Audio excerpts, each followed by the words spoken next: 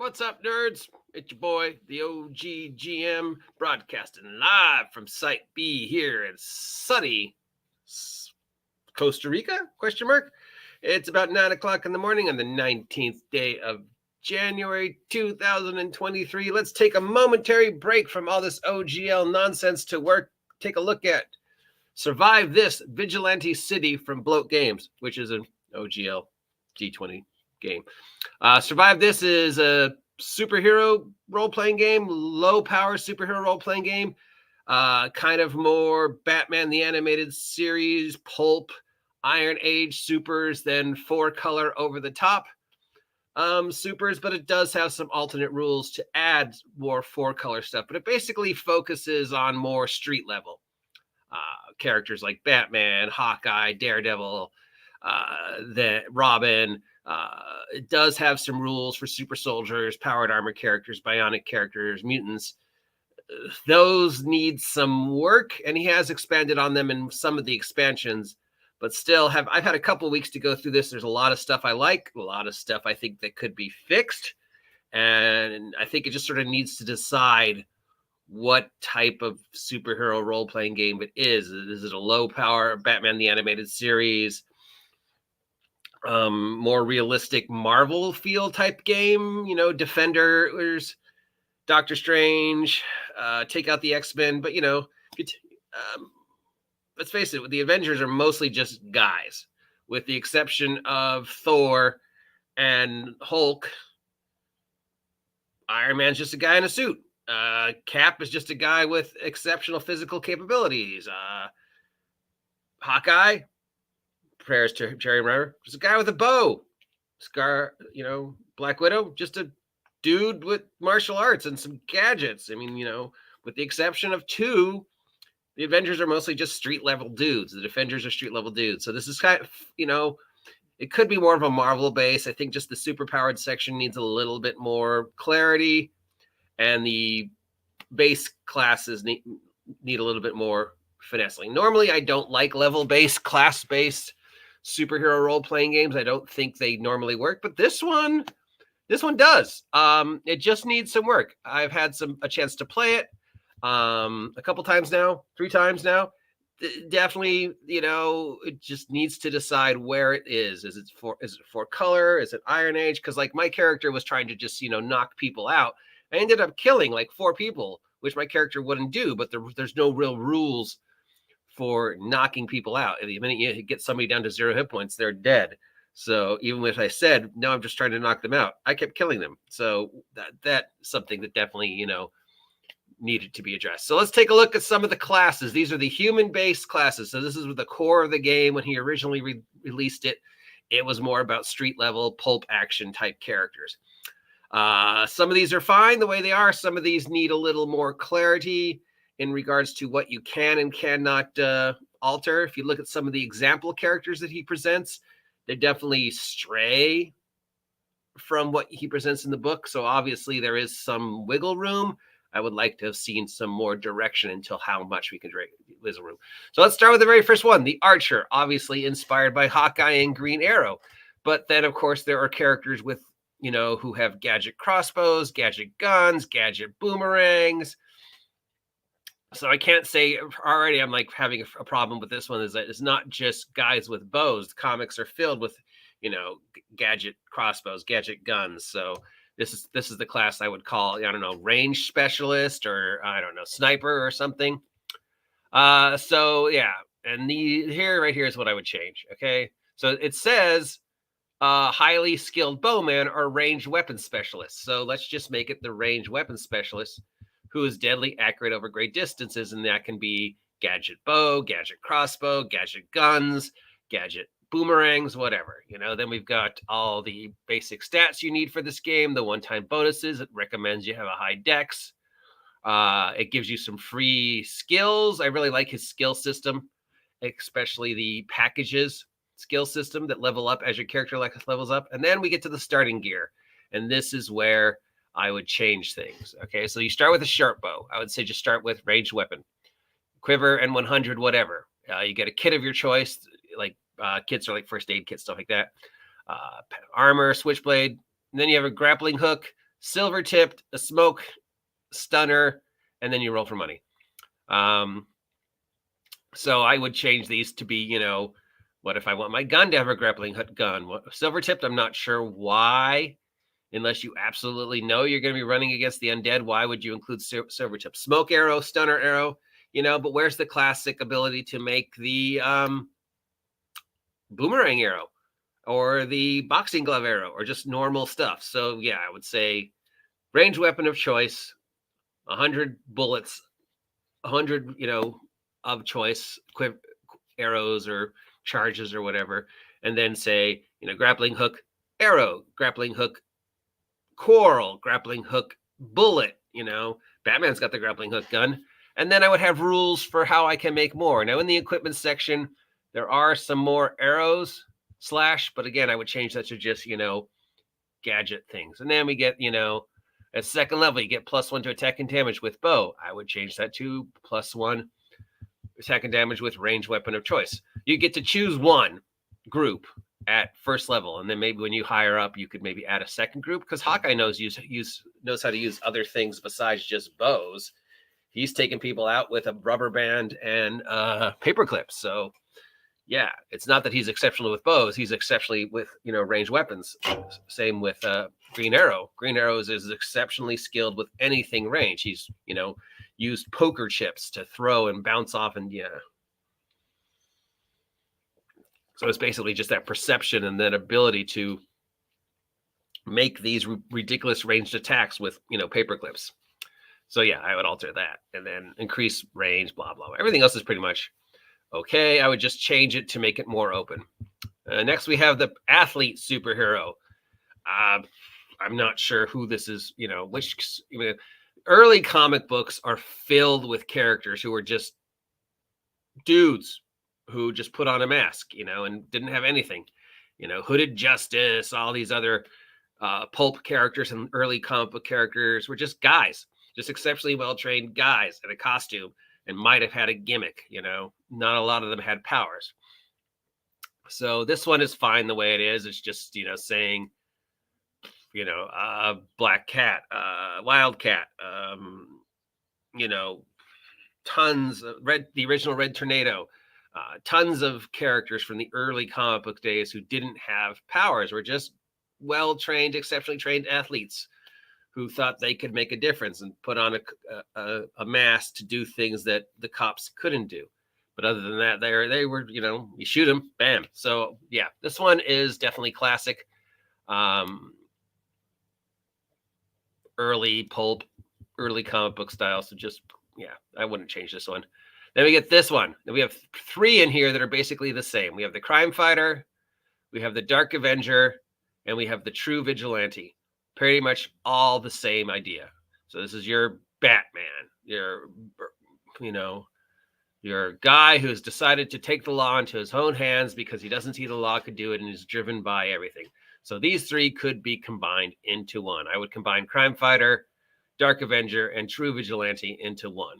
Because the only difference between the True Vigilante and the Crime Fighter is, well, the True Vigilante Punisher might kill, but the Crime Fighter, Batman, might, incapacitate and wait for the cops to take him. And again, this is just pretty much a normal dude, exceptionally trained, might have guns or,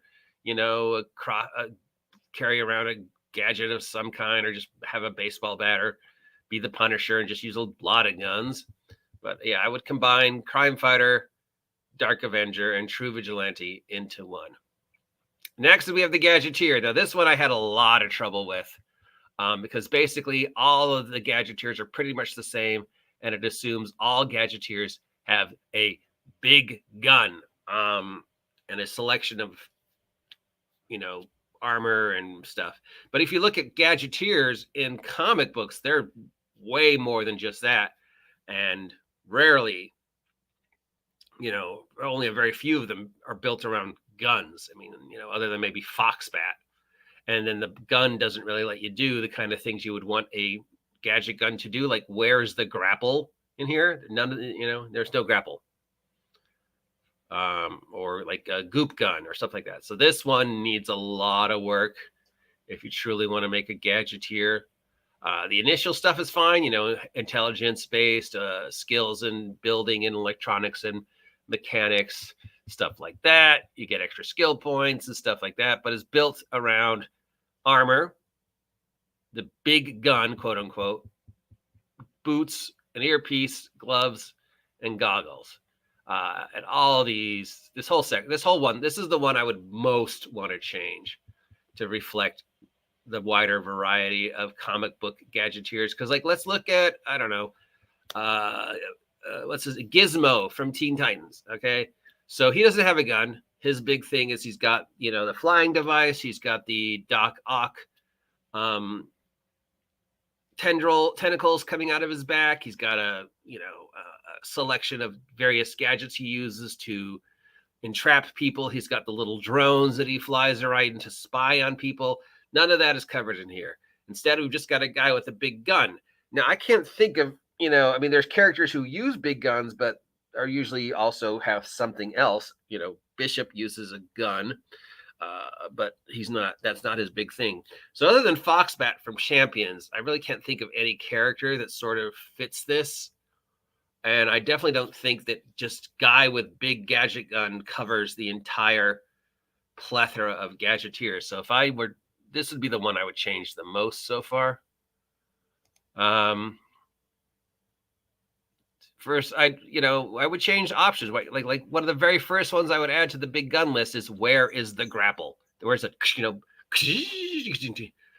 where is the goop gun? Where is, stuff like that. The net gun, the smoke machine gun. There's so many different types of gadgets alone that you could just do with projectiles that this needs to be definitely improved upon. Then we move to the genius, whose big thing is support. I'm a computer genius. Literally, that's all this thing does, is basically computers. So they're not really a genius inventor. There's no rules in here for inventing. Basically just a tactician, genius type character. So this is really more of a support character. I can't think of any comic book characters offhand, who are smart and do computers and stuff like that. Those are usually the support characters who's, the Jimmy Olsen to Superman, genius characters usually fall into also, they're using their genius to make things. Perfect example, because there's the cartoon's coming out, Moon Girl. Moon Girl is a genius, but she uses her genius to make the gadgets that she used to go out and fight crime. That is, she has a dinosaur, but basically, she didn't have the dinosaur. It's how do I apply my genius to making gadgets? So these, needs to have something more, because otherwise I'm just a support character. What do I do in a fight? I do nothing instead of figure stuff out. Then we have the hard-boiled detective. Again, classic 1950s, early 60s, even into the early 70s. Characters like The Question, characters like Rorschach, characters who just are basically classic gumshoe, classic hard-boiled detective, classic, the Spirit, the Shadow, the Spider, the Phantom, guys with no powers, exceptionally skilled, exceptional deductive skills. Maybe they carry a gun, but the gun doesn't do anything special. It just shoots normal bullets. So this one's fine. I wouldn't change it. It does fit the theme. This would basically be The Question or Rorschach. Steve seems to want some attention. Night Nurse. So basically this is a medic who has decided to fight crime by healing people. So again, this feels more like a support character, other than apparently they get a free ambulance, which is kind of cool. It appears to be the only class so far that gets access to a vehicle. And I guess you could maybe trick out the vehicle, and then you can do, first aid and combat. Hi, Steve. Do you feel like you're not getting enough attention? So again, I know there actually is a character called the Night Nurse, and very early comics they did stuff about like nurses and doctors, and we have had characters in the past who are just doctors who then put on a mask to fight crime, like Dr. Crime or Dr. Midnight or whatever.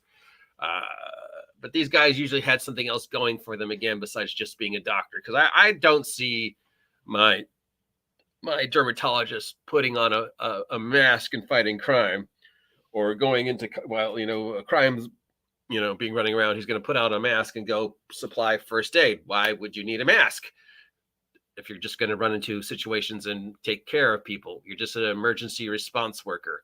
So again, this one feels like more of a support class than an actual class. I really can't think of anybody who'd play one or why, but maybe I'm wrong.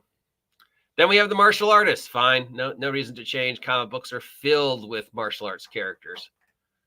Maybe I would add to the martial arts list, but whatever. Then we have the mentor. So this is the Stick. This is the character like Stick. This is the older, semi-retired character who has decided to train a future generation. So this is Wildcat. This is Professor X without the powers. This is Stick. So again, this is Splinter for, the Mutant Ninja Turtles. This guy gets a lot of skills. He gets a lot of different styles and stuff. But again,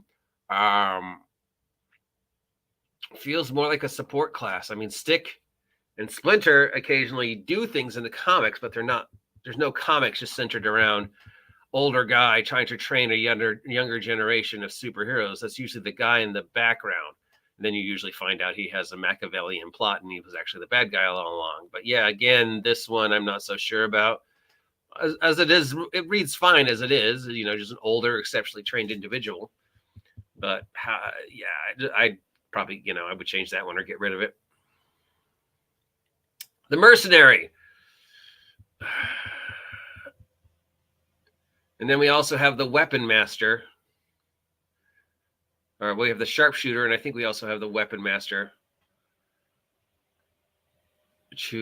Vigilante. Oh, I guess not. I thought there was a weapon, but maybe it's in one of the supplements. But Mercenary, Sharpshooter, and Weapon Master, I'd probably all combine into one. Because they're all just basically the same thing. Exceptionally well-trained soldiers, exceptionally well-trained with one or more specific weapons. And for whatever reason, this is Cable. It's Cable without the powers. It's Punisher. It's just anybody who's decided to use a gun and has a career in the military and has decided that the best way they can use their skills is to either fight crime or cause crime. Like, this one would be a good one for a villain. But if you combine them with just, and call it like the soldier class, and then just combine that with Sharpshooter and Weapon Master, I think you probably have a better, well-rounded that fits comic books better than this one. Protege, Robin, teen sidekick, classic. And this one basically operates like a bard. It supports others. So its ability is like a bard to go, you get a bonus initiative. So I would clarify its support powers to whether they affect the protege or not, because right now they don't read like they do. Like alert, your allies gain plus 3 to initiative and +1 to armor class while they're within 60 feet of you. Do you also gain that, or do you just pass it on to somebody else? Because that's a big difference. Because on its own, sure, you don't really have anything. Your big thing is helping other people. And where, most proteges have gadgets of some kind, and there's no real rules for the gadgets in here. And sometimes, there's plenty of teen sidekicks who are as good or better than their person they're training under. So I would change it so these also can affect the protege as well as the allies, because otherwise they're kind of don't make sense. Right now they're a very weak take on the bard. This one needs work. Then we have the Sharpshooter. I've already gone over that. How's the Sharpshooter different than the ranged, the archer character, other than you're using guns instead of arrows? So again, I would combine this with the mercenary class, and I would improve the archer class. Then we have the street preacher. This feels more like an NPC Doesn't really feel like a superhero character. I mean, sure, there are superheroes who have religious backgrounds or do things in the name of religion, and plenty of villains, but this definitely feels more like a support character, an NPC character, a behind-the-scenes character, or a character in a different style of game. But even in, pulp action, not a lot. I can't think of any, actually. I'm sure there are some, but yeah, I would either get rid of this one or make it a support NPC character or something. Then we have the true vigilante, which I've already said I would go over that and combine it with the other ones. So yeah, and then that's that in this book, and that's what I would change. And then I think we have some other books to take a look at. And from that he has written, we also have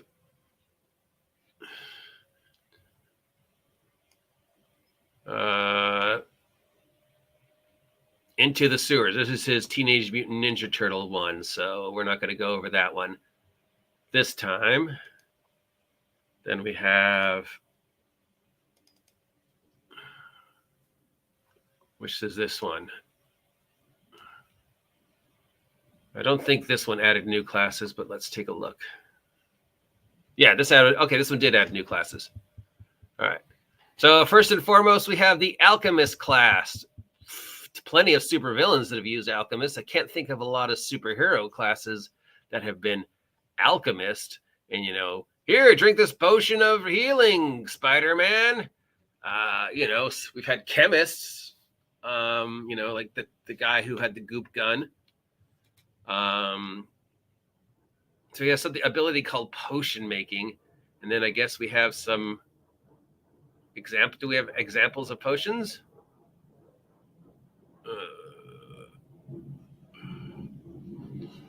And it's more of a magic-based character than a chemist-based character. So this guy could be a villain, definitely. But as a hero, I don't know. Then we have the Getaway Driver. And if you read this, it is obviously based upon Baby Driver.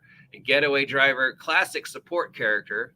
Guy with a supercar, classic character, vehicle-based character, Speed Racer, Knight Rider. There's so many of them, but there's no rules for super vehicle, and he doesn't even start with a vehicle. He just starts with a sports car.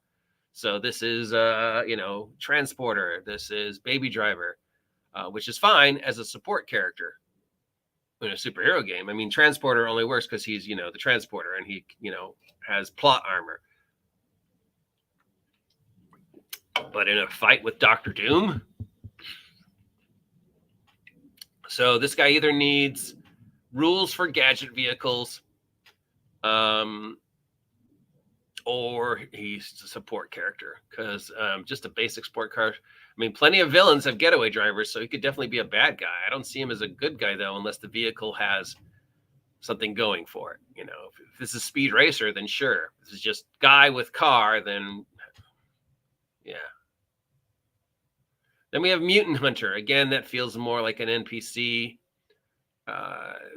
guy who's hunting the mutants, and that's assuming you have mutants in your game. Then it's a player character who's hunting mutants, unless the whole campaign is built around hunting mutants, then sure. We have the Occultist, definitely, John Constantine. Definitely, no problem with this. We have the Revenant hero, who's basically a guy who died and came back from the dead. Not sure how this is different than a superpowered character, but sure, why not? This guy's I'm fine with. We have the Sewer Guardian. Again, it only works if you're doing a Teenage Mutant Ninja Turtle style campaign. If you're just running normal supers, then you would just either have the idea that there are, an underground dwelling race of mutants or whatever, and that some of them have decided to be guardians. So again, this one's very specific. Otherwise, it's an NPC or a bad guy. But if you have anthropomorphs, or underground dwelling mutants, I mean, Marvel did for a while, then sure. This one, I would say 50. And as it is, he's fine. The Tunnel Shadow. not even sure what that is. It's just ninjas that live in the, this is completely unnecessary. You could just take any of the other classes and specify that you live in the sewer because this is a Teenage Mutant Ninja Turtles inspired game. So you're a tunnel shadow. You're the guy who delivers the pizza to the turtles, or you're the guy who, you're just, this one's normal. This one's pointless. Then we have the Weapon Master, which I already said, just combine the Weapon Master with Sharpshooter and Mercenary. So have a well-rounded soldier type character. And then that's it. So those are all the human classes, I believe, the non-powered classes in Level Up Vigilante City. And then this one, this is the World Guide. And I don't think this one gives any new Villains Guide, World Guide. Yeah, it gives us gangs. It gives us some NPCs, some sample characters, some community content characters, but yeah, no new things. So we have, those are all the hero normal people classes from Level Up Vigilante City, whatever this thing is called, by Bloat Games, which may or may not be affected by the OGL nonsense, which means we may or may not see a new version of it. A lot of stuff I like. I normally don't like class-based supers, like I said, but this one works, especially with also the package deals that level up with you. So you take the Gumshoe package deal with a different class, with the archer class, and then that package deal gives you things as well as the leveling up as well as the archer. So that combination I like. That's cool.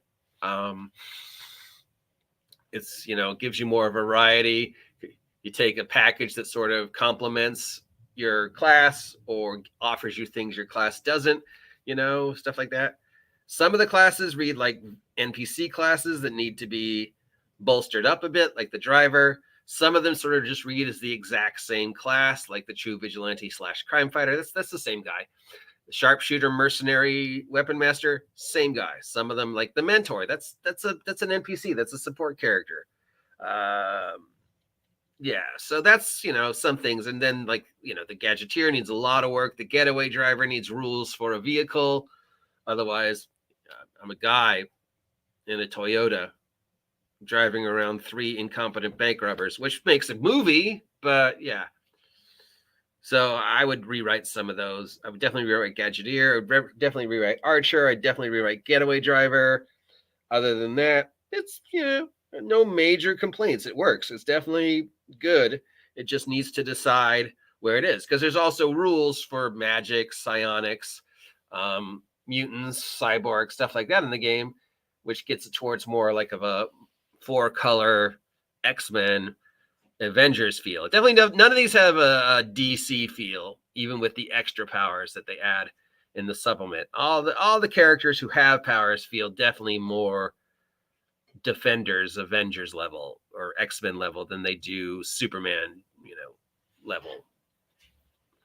I think, as always, I don't forget who said it. I think it was Mike Taylor who said the true test of a superhero role-playing game is, can I build Spider-Man? And if I can't build Spider-Man in your game fails. So if you remember, we sort of tried to build Spider-Man when we were first looking at it, and we really couldn't. So yeah, there's definitely things that need work. I don't know if he's ever going to work on a second version, or if he's going to say, well, OGL affects me, so sure, I need a second version, or not. I don't know. As it is, there's things that improve. I'm sure there's fan support out there, but I've never found it. Like, I can't even find a character record sheet for it. So if anybody's aware of any fan support, any work people have done with Vigilante City, maybe there's some other classes or some fixes out there that third parties have done. Maybe there's a Discord, whatever. I don't know. I haven't found one, but maybe there is. So if you know of anything, let me know. Yeah, if you want to see me continue with this series, we'll look at the powered characters next and the actual superpowers that the game presents, and what I like and what I don't like about that. Like the Super Soldier, which I'm playing and definitely needs a lot of work. I've only played it in 3 games with the Super Soldier, and I'm already running into roadblocks. That's like, oh, I can't do what I want to do. I have to wiggle room. Yeah. Anyways, that's all I've got. If you want to see me do more, let me know. If you never want to see me go review this game and go through the characters, let me know. If you haven't had a chance to subscribe yet, please subscribe. Help me hit 1,000. Nope. 1 million? Nope, 1 billion subs by the end of 2023. And remember, this is my job, so if you have an extra second, consider subscribing, consider supporting me through the Ko-Fi or the Patreon, or better yet, buy my merch. The best way you can support me is to go over to Big Geek Emporium, pick up the adventures I have written, or buy the stickers listed down below. Will I ever have any more merch? I don't know. I have to wait for my artists to get over being I just had a new baby. But for now, I don't really have any ideas for new merch. If you have an idea, let me know. I could definitely use some more t-shirts, I guess. That seems to be where the big money is. Merchandising, where all the money is. All right, that's it for my review of Survive This. I called it Level Up by mistake. Survive This, Vigilante City by Bloat Games. Let me know what you think. And if you know of any support that's been done that's out there, let me know because I'd love to read it. All right. Still then, Excelsior. God, my brain is not working today. I say that a lot.